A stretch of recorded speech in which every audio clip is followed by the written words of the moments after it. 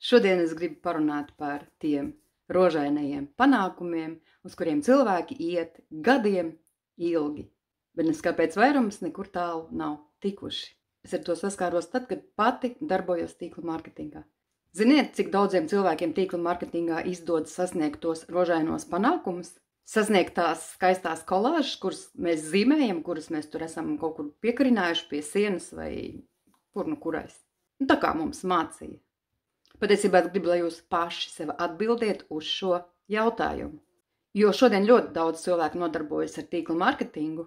Varbūt joprojām jūs nodarbojaties un jums šie te panākumi nekādīgi neizdodas sasniegt šos savus panākumus. Varbūt jūs jau esat pametis, tāpēc, ka jūs esat sapratis, ka jums kaut kas tomēr tur neizdodas.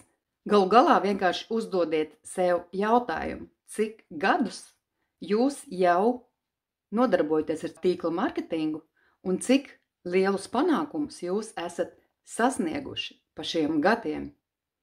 Un kā ir ar tām skaistajām kolāžām, kuras jūs tik cītīgi taisījāt, strādājāt pie vizualizācijas, varbūt tie, kas bija tādi vairāk pieredzējušāki pie afirmācijām, pie meditācijām, bet jebkurā gadījumā visi tie cilvēki, kas iet un virzās uz šiem panākumiem, noteikti ir lasījuši ļoti daudz grāmatas par šiem te cilvēkiem, kas ir nonākuši līdz šiem te panākumiem, ir skatījušies kaudzēm motivējošus video, un kā izdevās?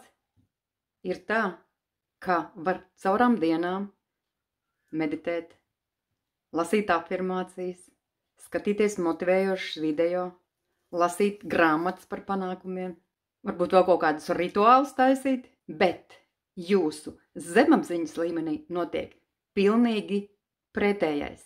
Ziniet, kas notiek?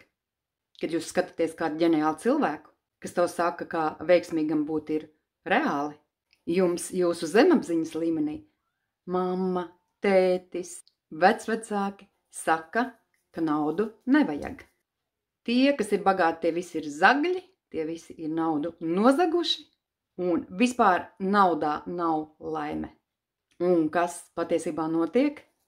Notiek tas, ka zemapziņas programmas nosaka jūsu dzīvi, un jūs neko neizdarīsiet ar savu dzīvi, kamēr jūs netiksiet galā ar šīm programmām.